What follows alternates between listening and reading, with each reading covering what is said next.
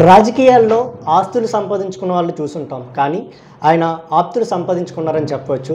తనకున్న ఆస్తులన్నీ ప్రజాసేవలో కోల్పోయినప్పటికీ కూడా తాడేపల్లిగూడెం నియోజకవర్గంలో మాత్రం లక్షలాది మంది అభిమానులు అయితే ఆయన సొంతం చేసుకున్నారు. జనసేన పార్టీ అధినేతకు అండగా నిలుస్తూ లైవ్ డిబేట్స్లో తన వాయిస్ కూడా జనసేన పార్టీ కోసం చాలా గట్టిగా వినిపించారని చెప్పవచ్చు. మొదటి నుంచి కూడా ప్రజాసేవలోనే ఆయన ఉన్నారు. ఒక కౌన్సిలర్గా, మున్సిపల్ చైర్మన్గా తాడేపల్లి నియోజకవర్గంలో అనేక సేవలు అందించారు. ప్రస్తుతం జనసేన, టీడీపీ, బీజేపీ కూటమి అభ్యర్థిగా తాడేపల్లిగూడెం నుంచి అయితే పోటీ చేస్తున్నారు బొలిశెట్టి శ్రీనివాస్. అయితే ప్రస్తుతం తాడేపల్లి నియోజకవర్గంలో ఎక్కడ చూసినా కూడా ఖచ్చితంగా బొలిశెట్టి శ్రీనివాస్ అత్యధిక మెజార్టీతో గెలుస్తారనేది అయితే గట్టిగా వినిపిస్తుందని చెప్పొచ్చు. ప్రస్తుతం అయితే బొలిశెట్టి శ్రీనివాస్ గారు ఉన్నారు. ఎన్నికల ప్రచారం ఎలా సాగుతుందో తెలుసుకునే ప్రయత్నించాలి. సార్, మొదటగా మీ యొక్క ఎన్నికల ప్రచారం ఎలా కొనసాగుతుంది? చాలా బాగా జరుగుతుందండి. అందరినీ నేను ఆల్రెడీ 1,00,000 మందిని డైరెక్ట్గా కలిసి జనసేన పార్టీ సిద్ధాంతాలు ప్రజల్లో తీసుకెళ్ళాను. ఇప్పుడు వైసీపీ ప్రభుత్వం చేసేటువంటి విధానాలన్నీ కూడా నేను కూడా అది అందరికీ తెలియజేయడం జరిగింది.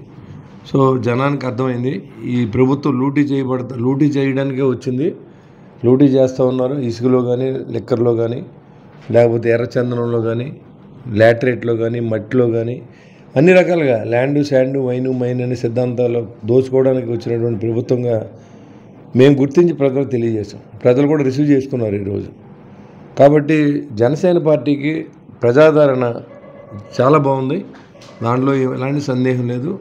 100% గెలవబోతూ ఉన్నాం. నేనే కాదు, పవన్ కళ్యాణ్ గారి ఆశయాలని, సిద్ధాంతాలు అర్థం చేసుకుని ఏ వ్యక్తి అయినా జనసేన పార్టీకి ఓటేసే పరిస్థితి ఈ కూటమిలో ఉంది. ఇవాళ కూటమికి ప్లస్, ఇవాళ చంద్రబాబు నాయుడు గారికి ఎక్కువ సీట్లు పోటీ చేసిన పవన్ కళ్యాణ్ గారి నిజాయితీకి నచ్చి అందరూ కూడా ఇవాళ కూటమి మద్దతు ఇస్తూ ఉన్నారు. సార్, ఒక కౌన్సిలర్గా, మున్సిపల్ చైర్మన్గా ఈ తాడేపల్లి నియోజకవర్గంలో మీరు పనిచేశారు. మున్సిపల్ చైర్మన్గా ఉన్న సమయంలో చాలా వరకు అభివృద్ధి చేశారు. రేపు ఎమ్మెల్యేగా గెలిపొందితే అసలు తాడేపల్లిగూడెంకి ఏ విధంగా అభివృద్ధి చేయబోతున్నారు? అసలు మీకు ఇక్కడ ఉన్న విజన్ ఏంటి? తాడేపూడి కాన్స్టిట్యున్సీ గురించి పూర్తి విజన్ ఉన్నాయి. ఎందుకంటే అన్ని విలేజ్లు పాదయాత్ర చేశాను. దాదాపు 500 కిలోమీటర్లు పాదయాత్ర చేశాను. ఏ విలేజ్లో కూడా తాగునీరు లేదు. ఏ విలేజ్కి వెళ్ళడానికి కూడా రోడ్ లేదు. ఎక్కడా కూడా పారిశుధ్యం లేదు. అంతేకాని అవుట్లెట్లు లేవు. చెరువులోకి వచ్చి అవుట్లెట్, ఇన్లెట్లు కూడా లేవు. పసరెక్కిపోయి నీళ్లు తాగి ప్రజలు ఆరోగ్యం పాడు చేసుకుంటూ ఉన్నారు. అంతేకాకుండా ఈరోజు ఈ తాడేపూడి పట్టణానికి సెకండ్ సమ్మర్ స్టోరేజ్ ట్యాంక్ అవసరం. అది నా టైంలోనే నేను దానికి ఆల్రెడీ శాంక్షన్ చేయించి నిధులు కూడా తీసుకొచ్చి అన్నీ చేసిన తర్వాత దాన్ని ఈరోజు వరకు ఈ ఉప ముఖ్యమంత్రి పూర్తి చేయలేకపోయాడు. ఎమ్మెల్యే తర్వాత కౌన్సిల్ రాలేదు, ఎలక్షన్ జరగలేదు. సో ఆ సెకండ్ సమ్మర్ ట్యాంక్ 1 సంవత్సరంలో పూర్తి చేస్తాం. నా టైంలో అన్ని పార్కుల్ని, దాదాపు 10 పార్కులు నిర్మించాం. అవన్నీ పాడుపెట్టాడు. ఆ పార్కులన్నీ రీఓపెన్ చేస్తాం. అన్ని గ్రామాలకు వెళ్ళడానికి రహదారులు వేయిస్తాం. అన్ని విలేజ్లోనూ మంచినీరు ఇచ్చే ఏర్పాటు చేస్తాం ప్రజలందరికీ. అంతేకాని అన్నా క్యాంటీన్లు మూతపడి అన్నీ కూడా అన్నా క్యాంటీన్లు అన్నీ మళ్ళీ ఓపెన్ చేసి నిరుపేదలు దాదాపుగా ఈ తాడేపూడి పట్టణంలో 2,000 మందికి రోజు భోజనాలు 5 రూపాయలకి పెట్టేవాళ్ళు. అది పోయింది కాబట్టి అన్నా క్యాంటీన్లు మళ్ళీ తిరిగి ఓపెన్ చేయించే ఆలోచనలో ఉన్నాం. ఈ పట్టణాన్ని ఒక ఎడ్యుకేషన్ హబ్గా చేయాలనుకుంటున్నాను. అంతేకాని ఒక మెడికల్ హాస్పిటల్ కూడా మా ఊరికి అవసరం. ఇక్కడ ఏం జరిగినా సరే వెంటనే విజయవాడ కానీ, రాజమండ్రి కానీ వెళ్ళవలసి అవుతుంది. మధ్యలో ప్రాణాలు కోల్పోతూ ఉన్నారు.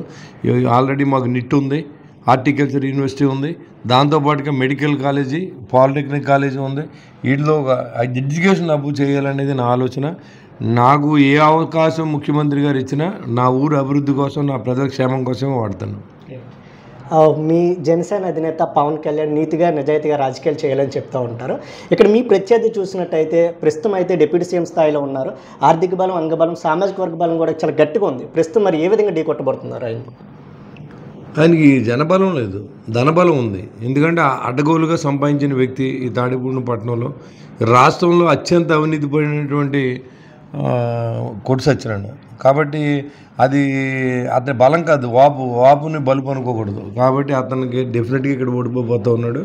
ప్రజలు మమ్మల్ని ఆశీర్వదిస్తారు, ప్రజలు మనకు ఓటేస్తారు. కొట్టు సత్యనారాయణ అయితే మనం నెగ్గం. ప్రజల నుంచి మనకి మంచి స్పందన ఉంది. ఖచ్చితంగా మనం గెలుస్తాం. డబ్బుతో పని లేదు నాకు. నా మీద ఉన్న కరోనా సమయంలో నేను వాళ్ళని ఆదుకున్న తీరు కానీ ఇవన్నీ కూడా నన్ను ఈరోజు ఈ స్థానంలో నిలబెట్టినాయి. ఆ సీటే రాదు లేకపోతే నాకు. నేను గడిచిన 4.5 సంవత్సరాల నుంచి పోరాటం స్టార్ట్ చేశాను ఈ ప్రభుత్వం మీద. ఈరోజు కాదు, మీరు నా డిబేట్లన్నీ చూడండి. ఈ జరిగిపోయి ఇప్పుడు ఈ ప్రతిపక్షాలు మాట్లాడేవన్నీ కూడా నేను ఆ రోజు నుంచి చెప్తూ వచ్చాను. 2019 నుంచి కూడా నా డిబేట్లో ఒకసారి వాచ్ చేసి ఆ రోజు ఏం మాట్లాడినా ఈరోజు అదే మాట్లాడుతున్నాను. సార్, జెండర్ జత కట్టడమే మీ ఎజెండా, జనం గుండెలో గుడి కట్టడం జగన్ ఎజెండా అని చెప్తున్నారు. ఎన్ని కూటములు వచ్చినా మేమే గెలవబోతున్నాను వాళ్ళైతే ధీమా వ్యక్తం చేస్తూ ఉన్నారు. ఏం చెప్తారు? డిఫరెంట్గా ఎలక్షన్కి వెళ్ళినప్పుడు ధీమా లేకుండా ఎలక్షనే చేయలేరు కదా. అతను మేకపోతు గాంబారి వైనాట్ 175 అన్నాడు నిన్నటిదాకా. ఇప్పుడు వాళ్ళ ధీమయ్యేది గెలిపించండి చాలు, మీ అన్ని సంక్షేమాలు ఇస్తాననే టైప్లో మాట్లాడుతూ ఉన్నాడు. ఆయన మాటలకి ఎక్కడా కూడా ఈ ఎథిక్స్ లేవు. ఎందుకంటే ఆ రోజు నాకు 25 ఎంపీ సీట్లు ఉండే, ప్రత్యేక హోదా తీసుకొస్తాడు, తెచ్చాడా? పోలవరం ప్రాజెక్టు తీసుకొస్తాడు, తీసుకొచ్చాడా? అమరావతి నగరాన్ని పూర్తి చేశాడా? రాజధానిలో ఉన్న రాష్ట్రాన్ని చేశాడా? నిరుద్యోగ క్యాలెండర్ ఇచ్చాడా? తీర ప్రాంతాలు అభివృద్ధి చేశాడా? మరి ఏం చేశాడని వాళ్ళ సలహాదారులను పెట్టుకున్నాడు, విధ్వంసకరమైన పరిపాలన చేశాడు.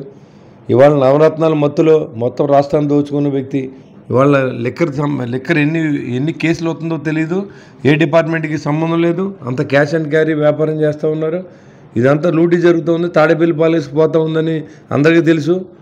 లిక్కర్ అనేది ఒక డూప్లికేట్ లిక్కర్, అది ఒక తాగి ఆరోగ్యం పాడు చేసుకుంటూ ఉన్నాడు.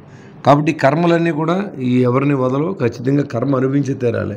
కర్మ సిద్ధాంతాన్ని నమ్మినోడు ఎవడైనా కూడా జగన్మోహన్ రెడ్డి నెగ్గుతాడని ఎవడో అతను అనుకోవాలి, తప్పదు. ఎందుకంటే డబ్బు ఉంది కదా, అడ్డగోలుగా దోసిన డబ్బుని ప్రజలకు మళ్ళీ పంచాలనుకున్నాను. నేను ఒకటే చెప్తా, మేము ఒక నెలలో ఇచ్చి ఏదైతే పెన్షన్ ఉందో, వృద్ధాప్య పెన్షన్ కానీ, వితంతు పెన్షన్ కానీ, లేకపోతే వికలాంగులు కానీ, వాళ్ళకంటే 1000 రూపాయలు ఎక్కువ ఇస్తున్నాం రేపు వచ్చి నెల నుంచే. 3000 ఎక్స్ట్రా ఇస్తాం 3 నెలలకి. అంటే మీరు డబ్బులు పెట్టి ఓట్లు కొనుక్కోవాలనుకుంటున్నారు, మేము ప్రజలకు ఇవ్వాలనుకుంటున్నాం. మీరు ఆ ఓట్ల ద్వారా 1000 రూపాయలు 2000 ఇచ్చి దోచుకోవాలనుకుంటున్నారు. కానీ అది ముందే గ్రహించి మేనిఫెస్టోలో ఏది జరిగినా ప్రజలకే చెందాలన్న ఆలోచనతో పనిచేసిన వ్యక్తి పవన్ కళ్యాణ్ గారు, చంద్రబాబు నాయుడు గారు. సో ఇది అంతా మంచి జరగబోతోంది ఈ రాష్ట్రంలో. వాళ్ళు మేనిఫెస్టోలోనే ఫెయిల్ అయ్యారు, ఖచ్చితంగా ఓడిపోతూ ఉన్నారు. ఇక్కడ కూటమి అభ్యర్థులంతా విజయం చెందారు. ఎన్డీఏ ప్రభుత్వం, డబుల్ ఇంజిన్ ప్రభుత్వం రాబోతూ ఉంది. నరేంద్ర మోడీ గారు ప్రధానమంత్రి కాబోతూ ఉన్నారు, చంద్రబాబు నాయుడు ముఖ్యమంత్రి అవుతారు, పవన్ కళ్యాణ్ అసెంబ్లీలో కీలక పాత్ర పోషిస్తారు, మాలాంటి వాళ్ళందరినీ అసెంబ్లీకి తీసుకెళ్తారు. సార్, నిన్న జనసేన కానివచ్చు, టీడీపీ కానివచ్చు ఉమ్మడి మేనిఫెస్టో అయితే ప్రకటించింది.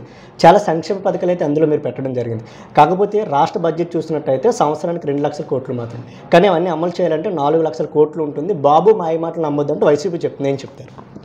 ఒకటే చెప్తాను నేను, ఇవన్నీ కూడా దాంట్లో ఉన్న చాలా గోపాల్ మిత్ర కానీ మీరు చూడండి కావాలంటే, మళ్ళీ 90% సబ్సిడీలో డ్రిప్ ఇరిగేషన్ కానీ, లేకపోతే అన్నా క్యాంటీన్లు కానీ, ఇవన్నీ పాతవే, కొత్తగా అమలు చేసి ఏం లేదు. 5 సంవత్సరాలు అమలు చేస్తే 1,60,000 కోట్లు అప్పు చేశారని చెప్పి రికార్డెడ్గా ఉంది మన దగ్గర.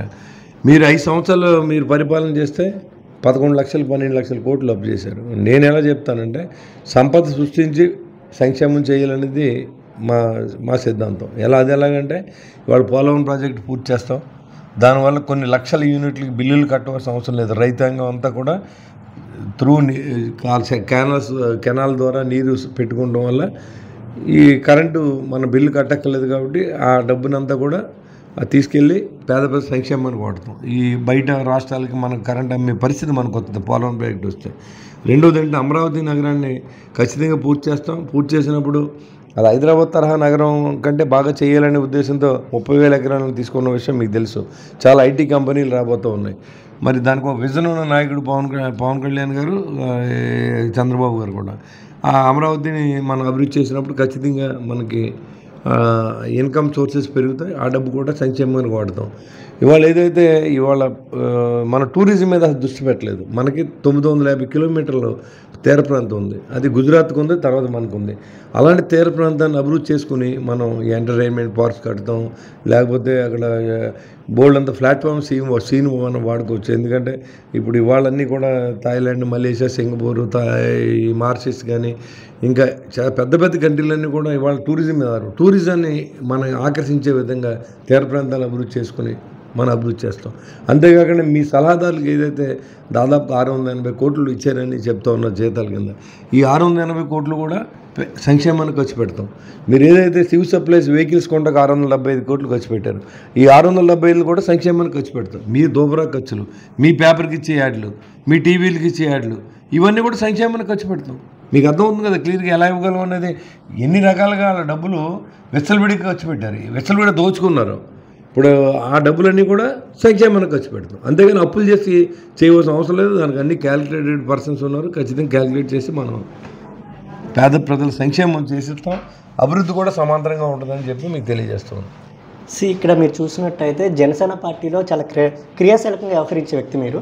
ఈరోజు చాలా వరకు కూడా తెగబడ్డ వ్యక్తులు చాలామంది ఉన్నారు. మీ పార్టీ నుంచి బయటకు వెళ్ళిపోయి పోతిన మహేష్ కానివచ్చు, పితాని బాలకృష్ణ కానివచ్చు, వైసీపీ తీర్థం పుచ్చుకొని మీ అధినేతపై వ్యక్తిగతంగా విమర్శలు కూడా చేస్తున్న పరిస్థితి, వారికి ఏం చెప్తారు?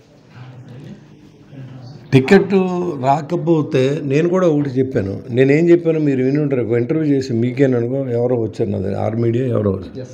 నా ఇంటర్వ్యూలో చెప్పాను నేను, టికెట్ రాకపోతే రిటైర్ అయ్యి ఇంట్లో కూర్చుంటాం తప్ప వేరే రకమైన ఆలోచన నాకు లేదని చెప్పాను. టికెట్ వచ్చింది కాబట్టి పోటీ చేస్తున్నాం. టికెట్ రాకపోతే పవన్ కళ్యాణ్ గారిని పోటీ చేయమని అడిగాను నేను. బీజేపీ అప్పుడు మాకు కలవలేదు, తెలుగుదేశం జనసేన కలిసి పోటీ చేసినప్పుడు ఇద్దరిలో ఎవరైనా చేసుకునే ఉద్దేశంతోనే మనం చేసాం. అంటే మీ టికెట్ కూడా మార్చే ప్రయత్నాలు జరిగాయి, అది ఎంతవరకు వస్తుంది సార్? మార్చడానికి మా అధినాయకుడు లేకపోతే నాకు టికెటే లేదు. యాక్చువల్గా అదంతా బీజేపీ వాళ్ళు పట్టుపట్టడం, మాణిక్యాలరావు నెగ్గారు కాబట్టి మాకు ఇమ్మని అడగడం తప్ప అంతకు మించి నా టికెట్ కోసం చంద్రబాబు గారు కూడా అడ్డం పెట్టలేదు, సేమ్ టైం బీజేపీ కూడా ఇచ్చేయలేదు. ఫైనల్గా తాడేపల్లి నియోజకవర్గ ప్రజలకు ఏం చెప్తారు? తాడేపల్లి నియోజక ప్రజలందరూ కూడా ఈ తాడేపూడు సంక్షేమం, తాడేపూడులో అభివృద్ధి రెండు సమాంతరంగా చేస్తాం. అన్ని విలేజ్లు కూడా రోడ్లు వేస్తాం, అన్ని చోట్ల కూడా మంచినీళ్ళు సౌకర్యాన్ని ఏర్పాటు చేస్తాం. ఏదైతే అవుట్లెట్లు క్లియర్ చేసి అన్ని స్వచ్ఛమైన నీరుని పల్లెలకు అందించాలనేది నా కోరిక. శానిటేషన్ లేక ఇబ్బంది పడుతూ ఉన్నారు పల్లెటూరులో, అవన్నీ మొత్తం నిర్వీర్యం అయిపోయింది. ఎందుకంటే పల్లెటూరు వ్యవస్థ అనేది ఏదైతే పల్లెలు ఉన్నాయో పంచాయతీ వ్యవస్థ అనేది నిర్వీర్యం అయిపోయింది జగన్మోహన్ రెడ్డి గవర్నమెంట్లో. ఆ దిశగా మనం ప్రయత్నం చేసి అన్ని పల్లెటూరుని 56 గ్రామాలు 35 వార్డులు ఉన్నాయి మాకు, ఇవన్నీ కూడా సమాంతరమైన అభివృద్ధి చేసే విధంగా మన ప్లానింగ్ ఉంటుంది. మంచి అధికారులను తీసుకొస్తాం, అవినీతి లేని సమాజాన్ని తీసుకొచ్చేదే నా ధ్యేయం. ఎందుకంటే గడిచిన 5 సంవత్సరాలు పురపాలక సంఘం చైర్మన్గా చేశాను. నేను ఎవరైనా అవినీతి చేశారని ఆరోపణ చేస్తే ఉరితీసి చచ్చిపోతానని చెప్పాను. ఆరోపణ అంటే మీరు నన్ను ఏం అడగక్కలేదు, పలానా వాడు నాకు డబ్బు ఇచ్చాడని చెప్తే నేను చచ్చిపోతాను, ఉరితీసేయండి నన్ను, నో అప్పీల్, లేదా సిబిఐ ఎంక్వైరీ చేయించండి. ఎక్కడైనా నా జీతం కూడా నేను తీసుకోలేదు, నా మంచినీళ్ళు నేను పట్టుకెళ్ళాను. ఎల్ఈడి లైట్లకి నేను 2 కోట్లతో ఎల్ఈడి లైట్లు ఫ్రీగా వేయించాం. తాడేపూడి ఆంధ్ర రాష్ట్రంలో మొట్టమొదటి ఇచ్చింది తాడేపూడిగూడెం. మీరు కావాలంటే రికార్డ్ చెక్ చేసుకోవచ్చు. దానివల్ల every month 3 to 4 lakhs power bill save అవుతుంది. డీజిల్ ఆయిల్లో దోపిడీ చేసేవారు ఇక్కడ, అవన్నీ ఆపకుండా వచ్చాం. ప్రతి నెల 7 లక్షల రూపాయలు ఇన్కమ్ తీసుకొచ్చిన ఘనత మాకు దక్కుద్ది. సో మేము చేసిన పరిపాలన దాని ఉదాహరణగా తీసుకోవాలి తప్ప ఇప్పుడు ప్రామాణికం ఏదంటే పాత జీవితాన్ని ప్రామాణికంగా తీసుకోవాలి. పాత జీవితంలో మనం చేసిన పదవులు ప్రామాణికంగా తీసుకోవాలి. రాజకీయ నాయకుడి ఒక మున్సిపల్ చైర్మన్గా ఎంత నిజాయితీగా పనిచేసామన్నదే ఈ తాడేపూడి పట్టణ ప్రజలు కాదు, కాంట్రాక్టర్లు తెలుసు, ఈ ఊళ్ళో ఉన్న ప్రజలందరికీ తెలుసు. కాబట్టి మీరు వాళ్ళని అడగచ్చు, పబ్లిక్ని మీరు క్వశ్చన్ అడిగే రైట్ మీకు ఉంది. ఇప్పుడు పనికి మాలిన సన్నాసి అప్పుడు ఎవడైతే నా మీద ఆరోపణ చేయాలనుకున్నాడో ఆడి నేను ప్రత్యర్థిగా ఉన్నాను. ప్రజల్లోకి వెళ్తే ప్రజలు రావట్లేదు, జీపుల మీద తిరిగి ఖాళీ జనానికి దండం పెట్టి తిరిగి వ్యక్తి మాట్లాడితే దానికి ఎంతవరకు వ్యాలిడిటీ మనం ఇస్తాం అనేది కూడా మనం ఆలోచన చేయాలి. కాబట్టి నేను కూడా చెప్తా, ఇప్పుడు ప్రతిపక్షాలకు ప్రత్యర్థిగా ఉన్నప్పుడు నేను నీకు ఆరోపణ చేస్తాను, నువ్వు పలానా దాంట్లో డబ్బులు తీసుకున్నావు, పలానా సైట్ అమ్మితే జీవీ మాల్ కడితే 1,50,00,000 తీసుకున్నావు, నువ్వు మార్వాడి సైట్లు అమ్మితే రిజర్వ్ సైట్ లేకుండా దాంట్లో 1,00,00,000 రూపాయలు తీసుకున్నావు, ఎవడైనా అనాథైడ్ ఎవడైతే 10 లక్షలు తీసుకున్నావు, ఆదాయం లేకపోతే 8 లక్షలు తీసుకున్నావు, ఇల్లు కడితే 5 లక్షలు తీసుకున్నావు. నేను ఇన్ని ఆరోపణలు చేస్తున్నాను, నువ్వు ఖండించు, నేను చేయలేదని ఖండించు. అంతేగాని అదేదో దాని గురించి మాట్లాడకుండా మనుషులు పవన్ కళ్యాణ్ గారి వ్యక్తిగత జీవితం, పవన్ కళ్యాణ్ గారు మాట్లాడడం, వీడి బతికెంత వీడి స్థాయి ఎంత, పవన్ కళ్యాణ్ స్థాయి ఏంటి, కొట్టు సత్యనారాయణ స్థాయి ఏంటి. నేను ప్రెస్ మీట్ పెట్టి మాట్లాడుతున్నాడు, పక్కన ఉన్న వాళ్ళని మాట్లాడుతున్నాడు ఏంటి, బోగులు అంట, ఆడే పెద్ద పోరం బోగులు అనేది మేము ఈరోజు మా ఇన్కమ్ ట్యాక్స్ పేరు నేను ఈ రోజుకి 25 lakhs ఇన్కమ్ ట్యాక్స్ కట్టాను. నేను వ్యాపారం మానేసి 5 సంవత్సరాలు అయింది. నాకు ఉన్న ఆస్తికి ఇన్కమ్ ట్యాక్స్ 25 lakhs కట్టాను ఈ 1 సంవత్సరం. 10 సంవత్సరం 35 లక్షలు 40 లక్షలు కడుతూ ఉంటాను నేను నాకు ఆపాదించిన మాటలకి నేను ఎలా ఆన్సర్ చేయాలి? నేను సంపాదించే మార్గం చూపించాను, నేను ఇన్కమ్ ట్యాక్స్ ఎలా కట్టి సంపాదించాను అని చెప్తున్నాను. ఇంకెందుకంటే మీకు రుజువులు నా దగ్గరే ఉంటాయి. నేను మాట్లాడేది నిజమని మీరు నమ్మాలా, లేకపోతే రుజువులు చూపించాలా అని చూపించమనండి. నువ్వు 5 సంవత్సరాల్లో కాదు, ఈ 15 సంవత్సరాలు నువ్వు ఎంత ఇన్కమ్ ట్యాక్స్ కట్టావు, నీకు ఈ ఆస్తులు ఎక్కడి నుంచి వచ్చినాయి, నీకు ఈ ఇల్లు ఎక్కడి నుంచి వచ్చింది, నువ్వు కొన్న పొలాలు ఎక్కడి నుంచి వచ్చినాయి, వైజాగ్లో కొన్న హోటల్ ఎక్కడి నుంచి వచ్చింది చెప్పమనండి. నేను చూపిస్తాను, మీకు ఆధారం చూపిస్తాను. అన్నీ ఇన్కమ్ ట్యాక్స్ అప్డేట్ అయ్యి ఉన్నాయండి. ఇన్కమ్ ట్యాక్స్ నేను అవన్నీ ఉన్నాయి కాబట్టి నేను వ్యాపారం నన్ను బలవంతంగా ఆపించారు 5 సంవత్సరాల నుంచి. నేను చాలా స్ట్రగుల్ పడుతున్నాను, ఆర్థికమైన ఇబ్బంది పడుతున్నాను. ఉన్న ఆస్తులు అమ్ముకున్నాం, సంపాదించిన ఆస్తులు. ఇవాళ ఎన్ని మానేసి ఆడేదో బ్లడ్ బ్యాచ్ అని లేదా ఆడని ఎన్ని మాట్లాడిని మీరు పరిగణలో తీసుకోకూడదు. నేను ఏంటంటే మీరు అడిగేది ఆడెవడో వాగాడంటే ఆ మాటకి ఎంతవరకు నైతిక విలువలు ఉన్నాయి మీరు ఒకసారి చూడండి. ఒకసారి బజార్కి వెళ్ళి అడగండి, బజార్లో అడగండి. మందుగుండ సామాను షాప్ వేసిన దగ్గర కూడా డబ్బులు తీసుకున్న వ్యక్తి కొట్టి సచ్చినాను కాదని ప్రమాణం చేయమనండి. మందుగుండ సామాన్లు ఎలాంటి వాళ్ళు వేస్తారు? చిన్న పళ్ళ వ్యాపారాలు వాళ్ళు వేసుకున్న ఒక్కరోజు వ్యాపారం చేసుకుంటే 10,000 20,000 తీసుకునే వాళ్ళ దగ్గర కూడా డబ్బు తీసుకున్న వ్యక్తి కొట్టి సచ్చినాడు. సరే, అంటే మీరు కే ట్యాక్స్ పేరుతో చేస్తున్న ఆరోపణలు వెనకాల మీ దగ్గర ఆధారాలు ఉన్నాయి? ఓ పని చేయమనండి. ఇప్పుడు దేనికి లంచానికి ఆధారం ఉండదు కదా, ఆధారం ఇచ్చి మనకు చెప్పరు. కానీ ఆధారాలు చెప్పారు. నేను డైఎస్ మీద నా దగ్గర 4,50,000 తీసుకున్నారు, 5 లక్షలు తీసి ఉద్యోగం వేయించారని అదే ఆధారం. లేదు అది కూడా మీకు సరిపోదు అనుకున్నప్పుడు వాళ్ళ పిల్లల్ని అందరినీ తీసుకుని గుడికి వచ్చామనండి. వాళ్ళు నమ్మిన గుడికి నేను కూడా ప్రమాణం చేస్తాను, అభియోగం చేస్తాను, కాదని చెప్పానండి. దేవుడు అని కూడా ఉన్నాడు కదా మనందరికి మధ్యలో. ఆ దేవుడినే మధ్యలో పెట్టుకుందాం. మేము చెప్తాం, మేము ఆధారాలతో సహా తీసుకొస్తాం, మీరు చెప్పండి అని చెప్పండి. అంతేగాని ఒక మనిషిని పట్టుకొని నీ ఇష్టానుసారం మాట్లాడి బోకని ఏదని నోటికి ఏదైతే స్థిరం తప్పింది. వాళ్ళు అతని పరిస్థితి ఏంటంటే ఓటమి భయంతో, ఓడిపోతే ఏంటి మన పరిస్థితి అని భయంతో అతను ఏం చేస్తున్నాడో అతనికి అర్థమవుతున్నాడు. కాబట్టి దాన్ని నేను పెద్దగా అతన్ని నిలబడి నాకు అతనికి పోటీయే కాదు అసలు చెప్తున్నాను. నేను కరోనా సమయంలో ఎంత డబ్బు ఇచ్చానో ఈ ఊళ్ళో అందరిని అడగని చెప్తారు. మీరు తెలుసుకోవాలి. నేను అనేది ఏంటంటే జర్నలిజం అంటే రాజకీయ నాయకులు చేసిన తప్పుల్ని వెలుగులో తీసుకోవడం జర్నలిజం. ప్రజల సంక్షేమం కోసం పనిచేయాలి. కానీ ఇవాళ టోటల్గా మారిపోయింది, సినారే మారిపోయింది. ఎవరు డబ్బులు ఇస్తే ఆడికే పనిచేస్తున్నాయి. ఇవాళ TV9, సాక్షి, లేదా ఆంధ్రజ్యోతి, లేదా చాలా ఛానల్స్ ఉన్నాయి. ఎవరు ఒక్కొక్క పార్టీ కొన్ని ఛానల్స్. ఎలా ప్రజాస్వామ్యం బతుకుద్ది చెప్పండి? ఎవరికి వచ్చినట్టు వాళ్ళు మాట్లాడతాం, అది పెట్టి క్లిప్పింగ్ పెడతాం, దాంట్లో మనం అన్నది కొన్ని తీసేయడం. నేను అన్నమాట ఏంటి, దాంట్లో క్లిప్పింగ్ వేసాడు ఒక ఆయన. ఏం వేసాడు, నాకు ఈసారి టికెట్ ఇవ్వకపోతే ఎవరికే పని చేయను. నేను అలాగే అనలేదు. నేను ఈసారి త్యాగాలు చేసి వయసు నాకు లేదు, త్యాగాలు చేసి వయసు లేదు, నా దగ్గర డబ్బు లేదు. నాకు ఈసారి సీట్ ఇవ్వకపోతే నేను ఎవరికే పని చేయడానికి ఇద్దాం లేదు, బరువు నేను మొయ్యలేను, నేను నా రిటైర్డ్ లైఫ్కి వెళ్ళిపోదాం అనుకుంటున్నా చెప్పాను. అది నేను తప్పే ఉంది దాంట్లో, నా అభిప్రాయం చెప్పే హక్కు కూడా నాకు లేదా? దాన్ని ఏదో తప్పు పట్టి సెలవులు పొలవులు చేసి చూపించి నాకు తప్ప ఎవరికి చేయనన్నానండి. నేను ఆ మాట అనలేదు. నాకు ఇంకొకసారి పోటీ చేయడానికి నాకు వయసు లేదు, నాకు 62 సంవత్సరాలు. ఈసారి ఉంటామో పోతామో ఎవడో తెలుసు. కరోనా లాంటిది ఒకటి వస్తే వెళ్ళిపోతాం, అందరం ఉన్నాం ఇక్కడ. మరి దానికి 2029 దాకా వెయిట్ చేయమంటే వెయిట్ చేయలేను సార్. మీరు నాకు టికెట్ ఇస్తే పోటీ చేస్తాను, ఇవ్వకపోతే ఇంట్లో పడుకుంటాను. నేను మాత్రం బీజేపీలో ఇంకొకటి తీసుకొచ్చి నా నెత్తి మీద ఎక్కి చేయించొద్దని చెప్పాను. అది మా నాయకుడు మేము చేసిన రిక్వెస్ట్. ఫైనల్గా మీరు ఎంత మెజార్టీ వస్తుందని ఎక్స్పెక్ట్ చేస్తున్నారు తాడేపల్లి? 25,000 అబవ్ రావచ్చు. అది మనం చెప్పలేం కదా. ఇప్పుడు ఎలా ఉంటుందంటే వన్ సైడ్ ఉంది ఇక్కడ, కానీ మనం ఎక్కువ రావచ్చు, తక్కువ రావచ్చు. ప్రజల ఆలోచన ఇప్పుడు ఈ గుర్తుల్లో కూడా మనల్ని మోసం చేసి ప్రయత్నం చేశారు ఇక్కడ. ఎందుకంటే నా పైన సేమ్ బొలిసెట్టి శ్రీనివాసరావు అతను తీసుకొచ్చి బకెట్ సింబల్ వేశారు. నా పైన ఇంకొకటి ఏదో ఇంకో బోసపోయిన ఇంకో పెట్టి దాంట్లో ఏమో పెన్ స్టాండ్ పెట్టారు, మధ్యలోనేమో గ్లాస్ పెట్టారు, ఒక గుర్తుకు పోలిన గుర్తులు పెట్టారు, పేరుని పోలిన పేర్లు పెట్టారు. 100 రకాలు చేసినా మనం గెలుస్తాం ఇక్కడ.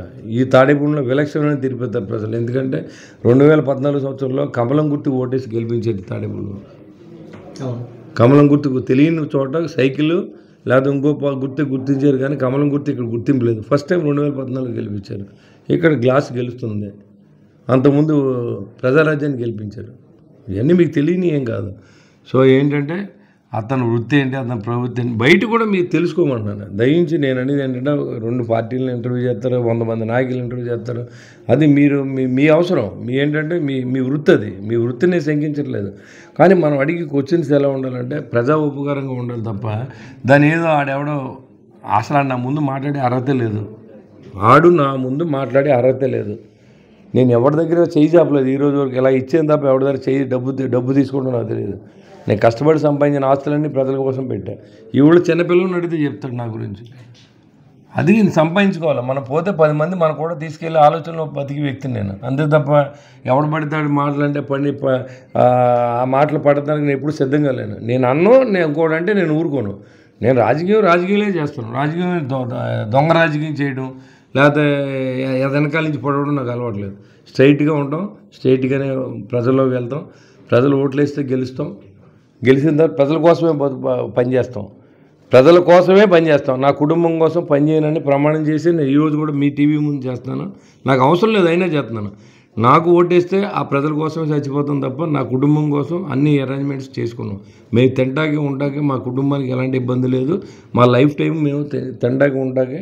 నా కొడుకు ఏదో బీటెక్ చేశాడు, ఏదో స్కూల్ నడుపుకుంటున్నాడు. నాకేదో కొద్దిగా పొలం ఉంది, దాని మీద వచ్చే డబ్బుతో నేను బతకగలను. కాబట్టి నాకు అలా ఎలాంటి ఆశ లేదు. నేను ఏదైతే ప్రజలకు సేవ చేయాలని వచ్చానో దానికోసమే మాత్రం పనిచేస్తాను తప్ప నేను అనేది నా పాత్ర అనేది సంపాదనలో ఉండదని మీ అందరికీ తెలియజేస్తాను. ఖచ్చితంగా రాబోయే ఎన్నికల్లో తాడేపల్లిగూడెంలో అత్యధిక మెజార్టీతో గెలిచి ఆ సీటును జనసేన అధినేతకి కానుకేస్తానని చెప్తున్నారు బొలిశెట్టి శ్రీనివాస్.